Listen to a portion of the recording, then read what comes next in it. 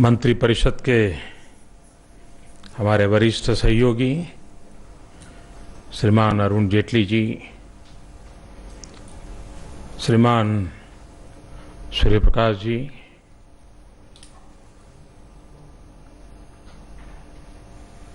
आज हमारे झुलका जी निवृत्त भी हो रहे हैं, तो एक प्रकार से ऐसा अवसर बहुत कम लोगों को मिलता है।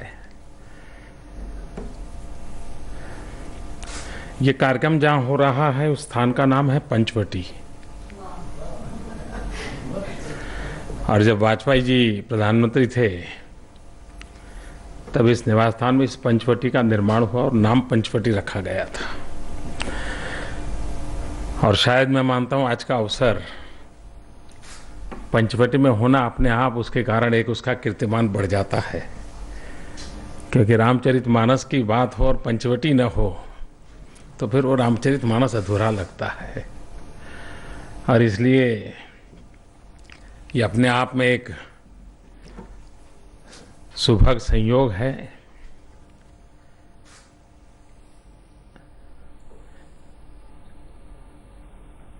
आज के इस अवसर को मैं अलग अलग रूप में अनुभव करता हूं। कभी कभी सरकार में नौकरी करते करते जीवन ऐसा बन जाता है, एक मशीनी गतिविधि बन जाती है और वही सुबह जाना, शाम को आना, वही फाइलें, वही बॉस, वही असिस्टेंट, एक जिंदगी के बड़े महत्वपूर्ण 30-35 साल उसी में गुजर जाते हैं। और ज्यादातर का मन बन जाता है कि चलो अब इस पाइपलाइन में घुसे हैं, 30-35 साल के बाद उधर निकलेंगे, जिस रूप में निकलेंगे। लेकिन आज का ये अवसर देख करके ध्यान में आता है कि एक सरकार का मुलाजिम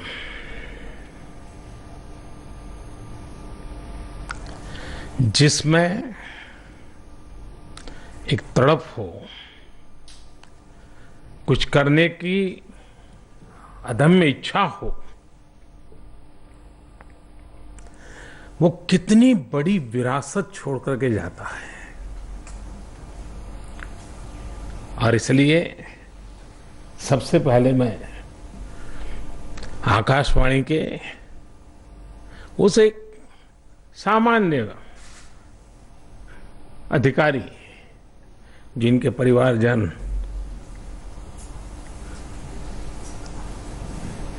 ये औरों के लिए भी प्रेरक बन सकता है कि हमारी जिंदगी व्यर्थ नहीं जाती है। हम जो फाइलों पे साइन करते हैं वो बेकार नहीं होती, कभी न कभी इतिहास को नया मोड़ देते हैं। ये आज की घटना उस बात का जीता जागता सबूत है। दूसरी बात,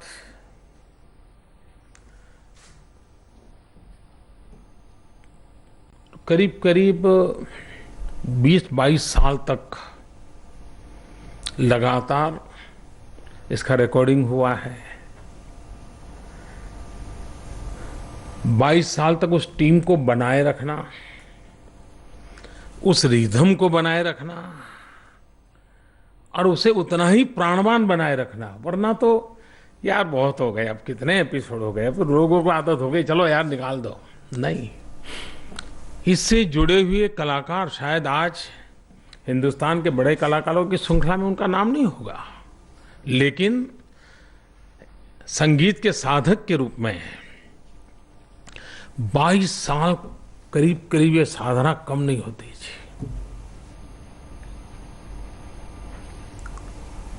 14 लोगों ने एक टीम बनकर के काम किया।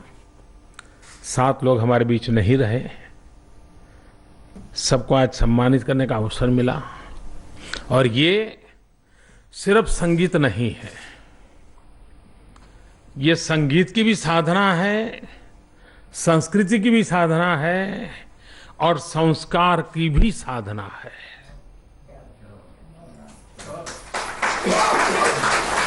और ये काम देखिए, हमारे देश में कई उतार चढ़ाव आए, वैचारिक धरातल पे भी उतार चढ़ाव आए। आज अगर कोई ओम बोल दे तो हफ्ते भर विवाद चलता है कि ओम कैसे बोला जा सकता है, देश बिन सांप्रदायिक है। ऐसे देश में रामचरितमानस को किसी ने क्वेश्चन नहीं किया, वो आज भी चल रहा है। हो सकता है आज के बाद किसी का ध्यान जाए और तूफान खड़ा कर दे, तो मैं नहीं जानता हूं। लेकिन कभी कभार हम देखते हैं कि बहुत सालों से सुनता है, क्या बात है कि हस्ती मिटती नहीं है हमारी।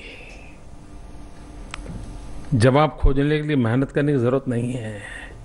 यही बात है कि जिसके कारण हस्ती मिटती नहीं हमारी।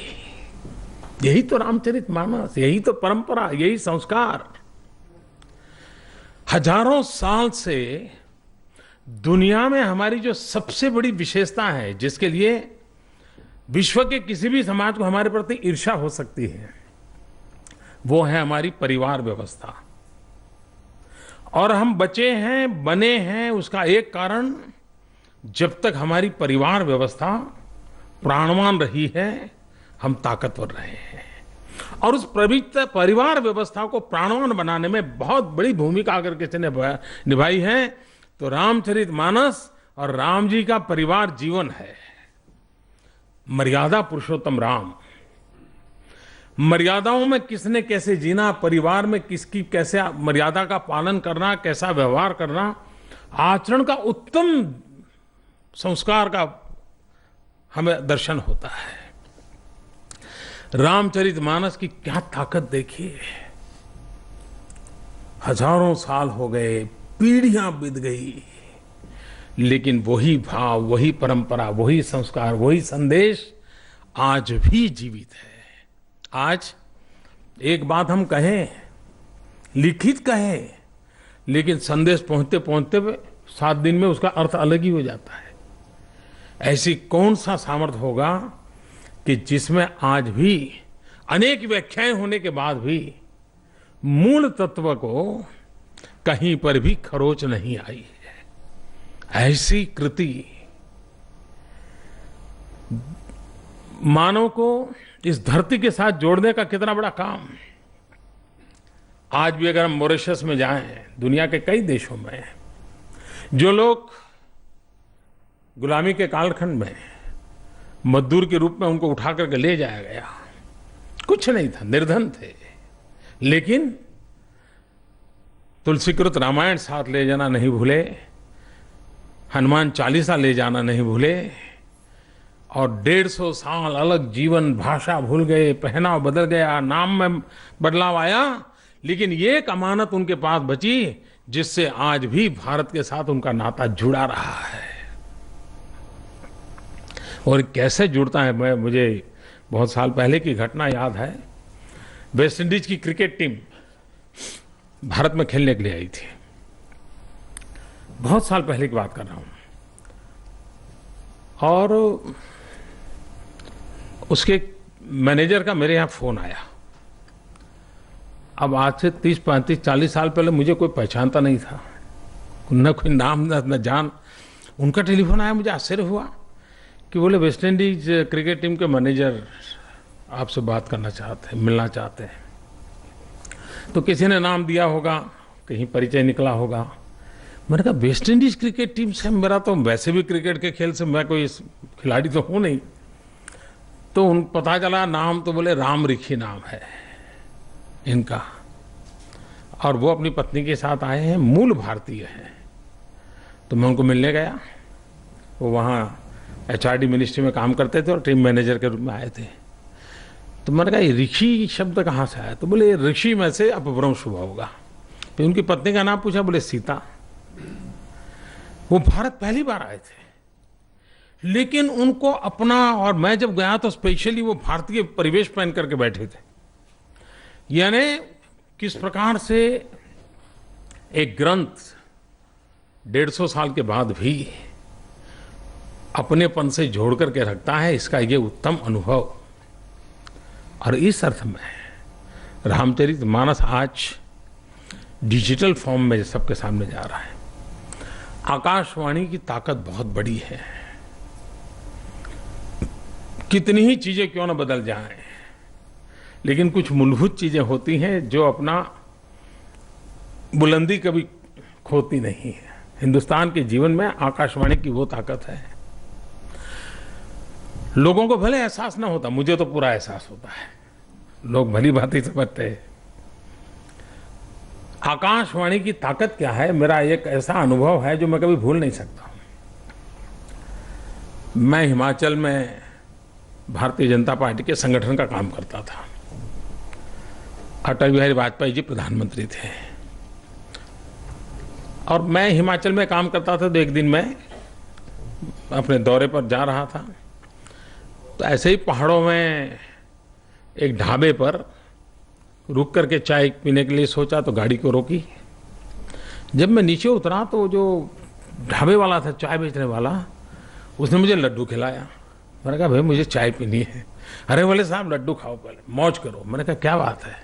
अरे बोले आज अटल जी ने बम फोड़ दिया। मैंने कहा अटल जी ने बम फोड़ दिया? अरे बोले अभी अभी रेडियो पर सुना है कि भारत ने बम फोड़ा है, न्यूक्लियर टेस्ट हुआ था। मुझे वो पहली खबर आकाशवाणी के माध्यम से एक चाय वाले ढाबे वाले ने दी।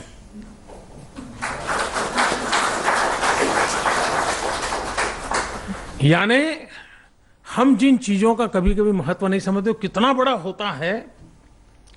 और सिर्फ खबर नहीं, हिमालय की पहाड़ियों में दूर सुदूर अकेला चाय के ढाबे वाला इस समाचार से अपने आप को इतना गौरवान्वित महसूस कर रहा है कि गरीब होने के बावजूद भी अपनी दुकान की मिठाई मुफ्त में बांट रहा है। संदेश की ताकत क्या है देखिए। और समय ज्यादा नहीं होगा, ये 5 बजे डिक्लेयर हुआ होगा शाम को, और मैं करीब 6 सवा 6 बजे वहां से गुजरा हूं। कहने का तात्पर्य यह है कि हमारी ये कम्युनिकेशन अपने आप में इतने बड़े देश में बहुत अनिवार्य है, बहुत आवश्यक है। और आज के कंपटीशन के युग में आकाशवाणी को स्पर्धा में फंसने की जरूरत नहीं है जी। उसने तो अपनी मूलभूत धाराओं को पकड़ करके जन जन के दिलों तक जुड़े रहना और देश को जोड़ के रखना और भविष्य के साथ उनको उत्साहित करते रहना, ये उसका काम है। और उस काम को हम कैसे निभाएं? युग बदलता जाए वैसे बदलाव आवश्यक होता है। कायाकल्प जरूरी होते हैं, और जब कायाकल्प की मैं बात करता हूं तब आत्मा वही रहता है, समयानुकूल बदलाव आता है। ये डिजिटल रूप उसका एक सही कदम है। हम लोग, अब मुझे बताया गया आकाशवाणी के पास 9 लाख घंटों का रिकॉर्डिंग मटेरियल उपलब्ध है। 9 लाख घंटे। शायद दुनिया में किसी एक इकाई के पास इतना खजाना नहीं होगा जी। और उस समय आकाशवाणी का जो रूप रंग था, बाद में जो हमारे यहां जो चला माहौल अलग बात है। मैं जरूर मानता हूं कि आकाशवाणी के पास भारत की मूल आवाज, भारत का मूल चिंतन, भारत की मूल एंड अनडाइल्यूटेड, ये उसमें उपलब्ध होगा। इन 9 लाख घंटों का जब डिजिटल वर्जन तैयार होगा, फिर उसमें भाषाओं का उपयोग किया जा सकता है। अन्य कितनी बड़ी सेवा होगी, कितना बड़ा खजाना। और एक प्रकार से डिजिटल हिस्ट्री का एक सबसे बड़ा रिसोर्स मटेरियल बन सकता है, जो शायद आने वाले दिनों में जो पीएचडी करना चाहते होंगे उनके लिए एक बहुत बड़ा अवसर बनेगा। और भारत का दूरदर्शन का तो काम ऐसा है, कि हिंदुस्तान की सभी यूनिवर्सिटियों में एकाध विद्यार्थी ने सिर्फ आकाशवाणी के योगदान पर पीएचडी करनी चाहिए, रिसर्च करनी चाहिए। हम लोगों के स्वभाव नहीं है। हम एकाध प्रेमचंद की कथा पर तो रिसर्च कर लेते हैं, लेकिन इतना बड़ा खजाना आगे चलकर के ह्यूमन रिसोर्स डिपार्टमेंट के लोग, कल्चरल डिपार्टमेंट के लोग सोचे कि हमारे नौजवान इस खजाने का रिसर्च करके कि क्या दे सकते दुनिया को, हम आगे के लिए क्या सोचे। विश्व के लोग भी, अंतर्राष्ट्रीय योगा दिवस ने सिद्ध कर दिया है कि दुनिया भारत को जानने समझने के लिए आतुर है, तैयार है। अंतर्राष्ट्रीय योगा दिवस ने यह मैसेज दिया है कि भारत के पास कुछ है जो हमें जानना है, पाना है। ये मूड बना है। तब हमारा कर्तव्य बनता है कि हम इसको कैसे पहुंचाएं, और ये अगर हम कर सकते हैं तो हम कितनी बड़ी सेवा कर सकते हैं। इन दिनों आकाशवाणी एक अच्छा काम भी किया है। हम तो आकाशवाणी का नहीं, रेडियो के कारण धीरे धीरे जो आज एफएम चैनल वगैरह सब जो दुनिया चलती है, लोग कहते हैं भ्रष्टाचार के लिए क्या किया। हमारे यहाँ एफएम चैनल सारी पहले सरकारी खजाने में 80-100 करोड़ रुपए देती थी। अभी ऑक्शन चल रहा है, ऑक्शन से देंगे, ट्रांसपेरेंसी। परिणाम क्या है मालूम है? अब तक करीब करीब 1150 करोड़ की बोली बोल चुके हैं। अभी तो बोली चल रही है, और उसके जो रूल्स एंड रेगुलेशंस है उसके हिसाब से सरकार के खजाने में जो 80 करोड़ 100 करोड़ आते थे, एक स्थिति आएगी 2700-2800 करोड़ रुपए आएंगे। व्यवस्थाओं को ट्रांसपेरेंट करने से, व्यवस्थाओं को आधुनिक टेक्नोलॉजी से जोड़ करके भ्रष्टाचार से मुक्ति कैसे पाई जा सकती है, कोई पण नया आर्थिक बोझ डाले बिना भी देश के विकास में धन कैसे उपलब्ध किया जा सकता है, इसका एक बेहतरीन नमूना ये आकाशवाणी और रेडियो के संबंध में जो भारत सरकार ने अरुण जी के नेतृत्व में किया है, उसका ये परिणाम है। तो हर दिशा में हम इस काम को आगे बढ़ा रहे हैं, और मुझे आशा है कि ये डिजिटल वर्जन के कारण विश्व के लोग जो जानना चाहते हैं, समझना चाहते हैं, उनके लिए उपकारक होगा। मैं भोपाल केंद्र के लोगों ने गौरवपूर्ण काम किया है। आने वाले दिनों में भोपाल में एक विश्व हिंदी सम्मेलन हो रहा है। आकाशवाणी सोचें, विश्व हिंदी सम्मेलन में जो डेलीगेट आने वाले हैं भोपाल में ही हो रहा है, तो ये उनको गिफ्ट में रूप में दिया जाए, ताकि एक सोवेनियर, सच्चा सोवेनियर ये बनेगा, जो विश्व भर से करीब काफ़ी हज़ारों की तादाद में लोग आ रहे हैं, तो एक बड़ा अवसर बनेगा। मैं फिर एक बार विभाग को, प्रसार भारती को, आकाशवाणी को ये महामूली चीज़ें संभाले रखने के लिए, उसको आज नया रूप देने के लिए बधाई देता हूं, और देशवासियों को ये नजराना देते हुए मैं गर्व महसूस करता हूं। मैं आभारी हूं डॉक्टर करण सिंह जी का, और मैंने देखा है कि हमारे करण सिंह जी इन चीज़ों से ऐसे जुड़े हुए हैं, इसका इतना महामूल्य मानते हैं वो, कि उनको कोई राजकीय विचारधारा कभी बाधा नहीं बनती हैं, और हमेशा ऐसी चीज़ों को वो आशीर्वाद देते रहे, प्रोत्साहन देते रहे। आज विशेष रूप से आए, इसलिए मैं उनका आभार व्यक्त करता हूँ। बहुत बहुत धन्यवाद।